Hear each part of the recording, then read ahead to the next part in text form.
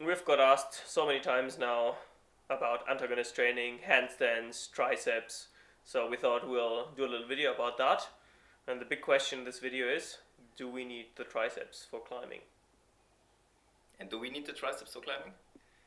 Of course, I mean, how else will we be able to push up this bar? But I think we're just pulling on the holes.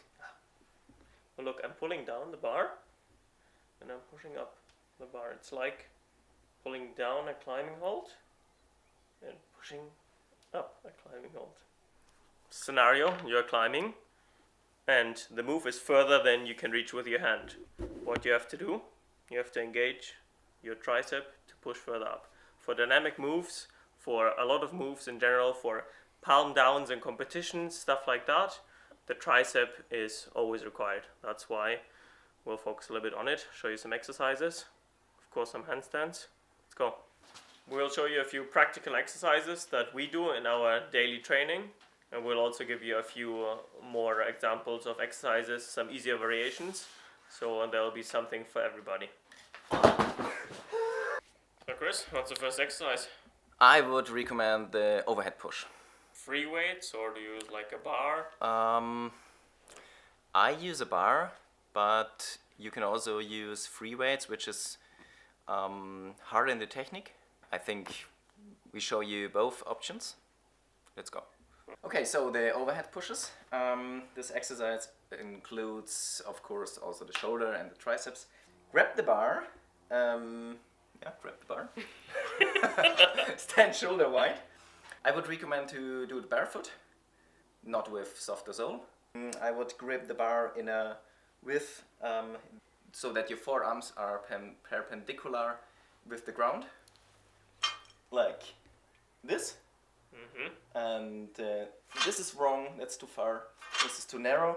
You see the ankle is not straight to the ground, so that's a good position here. Watch your wrist, don't overbend it like this. Hold it also in a straight position, and then push it. When we push the bar, it's very important to push it in a very straight way. So, not like this, or like this. So try to be very straight. And going overhead. And your neck is doing a little whip forward, like this, which is totally normal because we want to be in a straight line also with the shoulder. So the elbow and the shoulder is in one line with the feet, with your ankle. Okay. So yeah, and then we are pushing. Wrong exercise, sorry. How often you would do this exercise in your training? I mean, usually in winter, I would say I do it about twice a week. Roughly, just to give you a rough estimate. Sometimes in summer when I train for the competitions I don't do it at all. But I think twice a week is a good time to do it. And I usually do 3, 4, 5 sets of 10 reps. So. You think it's better when you stand on the ground or sit on a I think sitting is a little bit harder. Yeah, that's why. That's why, and it forces you to keep your line. If you're standing, you can do a lot with your spine to counteract the movement, but to keep actually a straight line, which we want to do, and keep your core engaged, sometimes sitting is better. But I would vary. You can do both. You can also use free weights, which is another variation. It's a bit harder to stabilize because you have 2 different weights. Well, the same weight, but 2 weights in your hands. How exactly? So you have 1. And 2. Yeah, crazy. And then you can. Yeah. But it's not one weight. It's not one weight, no. Yeah. It's one world. Okay. Anyway, I think you can also not kind of cheat with your hip. Yeah. It's you have to when you concentrate sit down, more on the shoulder blades. Exactly. When you sit down, it's a lot harder to cheat with your hips, which we anyway don't want. So maybe sitting down is good. I would say show it. Okay. Please.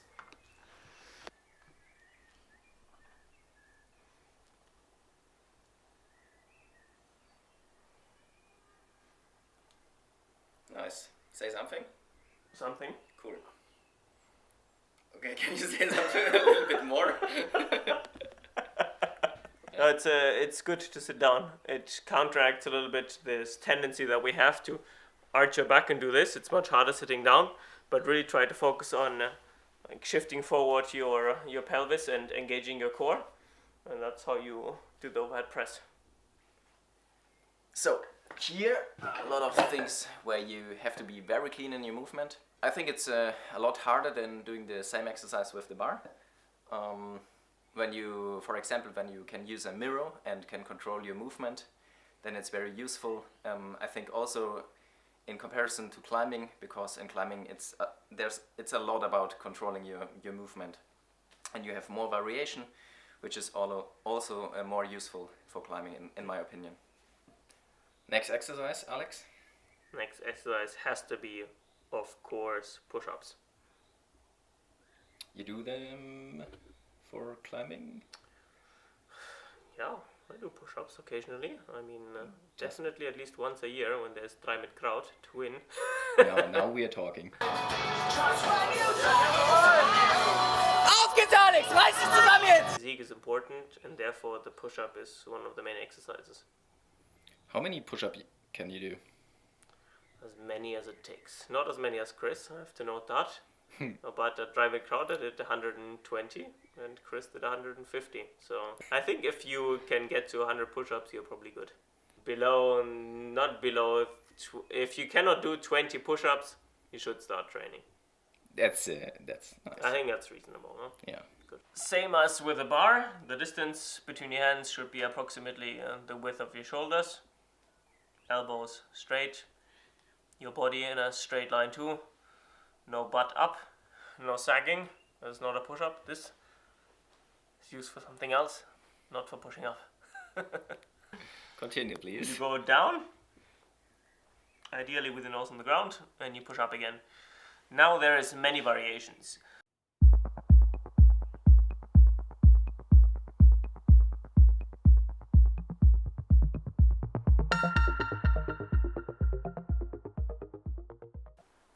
In general, I would say vary as much as you can. Try to mix it up, go narrow, go wide, do certain things. If you have problems with your wrist, I think that's one of the main issues a lot of people have with handstands and with push-ups.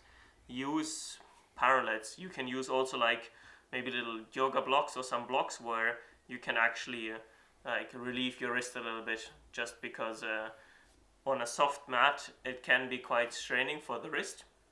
So I would recommend to do it either on a solid ground or use parallettes. Or maybe just do it on your fists. Or maybe do it on your fists. True. See, this feels really uncomfortable for me. But it works. It feels uncomfortable because my nails, go into my palm because my fingers don't bend properly anymore and it's painful. Yeah. For all of you who can't do proper push-ups, I can show you something. I think there are a lot of tips doing it on the knees. Looks like this. But I wouldn't recommend this exercise for you as a climber, because in climbing you have to use your muscles from your fingertips to the toe. And when you break this line somewhere, it's not so useful for climbing. So what would you recommend instead?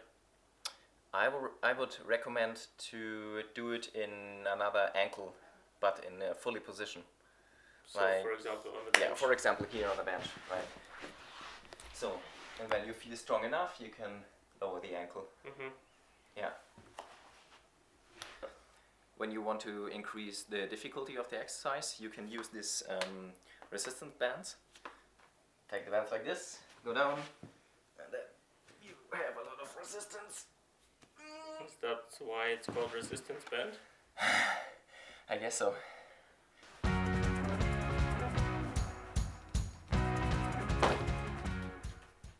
So that's our next exercise. That's an exercise. The muscle up. It's a combination between pulling and pushing, but you definitely need the triceps for that too. For the second half of it, if you didn't guess it already. Why do you think it's necessary for climbing, or it helps you? Because you're doing this exercise, right? It helps me for sure. A climbing move does not end here. If you do a big move or if you do a far move, you always have this part of the arm engaged as well. So it's the natural movement. It's like the full movement from here to here is important for climbing.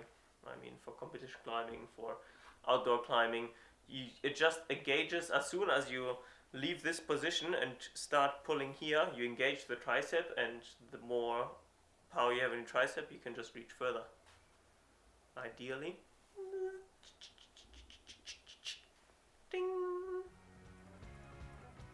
Of course, here are also a lot of different variations, which makes it harder or less harder, easier. For example, to make it harder, you can do it more in a more static way, like this.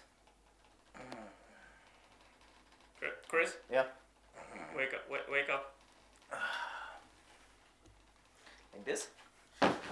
And to do it a little bit easier, in my opinion, is to use a little bit of momentum. Like this. The typical CrossFit. The CrossFit muscle up. Yeah, like this. I think it feels like the classic kip at the bar. Yeah, how to do it, like push your feet into the air and generate momentum and use it then for the muscle up. Like this. Okay. Step 1, buy a 100-meter pencil rope. Step 2, cut off 1 meter. Throw away 99 meters of pencil rope. Use the 1 remaining meter to connect the rings as a sling for your foot. To do leg training while you're doing your muscle up training. Thank you for the great tip. You're welcome. Yeah.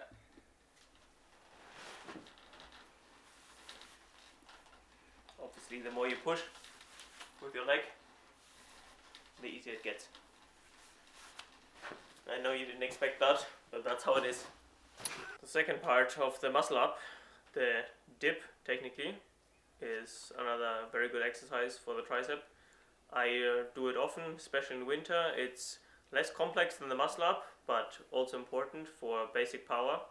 It's basically the second half of the muscle up. A bit easier, of course. We'll demonstrate it in the rings, but you can also do it on bars. You can do it on 2 chairs if you have 2 chairs at home. What we think is important is when you do it in the rings, you have like a lot of little stabilization muscles and micro movements, because you have to keep your arms straight in the rings. Therefore, it's much more beneficial for climbing, and it makes it for sure harder as well, but for sure more useful as well. Make sure that your shoulders in the correct position and aligned, no inward rotation of the chest like that. Make sure that your chest is open, that your shoulders are engaged and pulled downwards to the ground, no shoulders up on the ears, and that's what you do. There's again the option of going backwards with the elbows or going outwards with the elbows. For me, going outwards is easier than going backwards. Nonetheless, I would try to do both, like mix it up a little bit, go backwards, outwards. They're both good.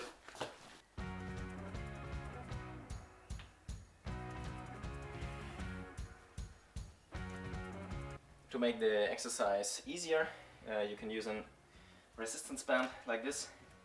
Go into the band with your knees and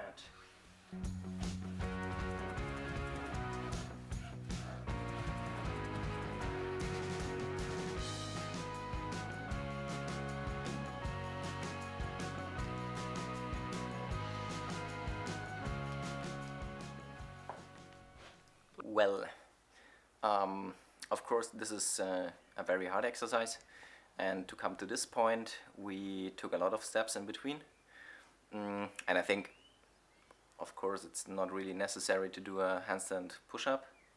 But it's cool. Yeah, it's cool. But anyway, I think handstands are one of the most important exercises to me when it comes to, we can call it triceps training or antagonist training. Also because of my shoulder history, and when I can speak for you, Alex, I know you're a handstand beast. You do handstands every morning, every day. I love it. Yeah, you do a really proper handstand routine, and you can tell me why. I love handstands. I think I started doing handstands when I actually had a finger injury and I couldn't do much else. And that's when I got into it. But I quickly realized that You could go to university, for example. I couldn't do anything useful.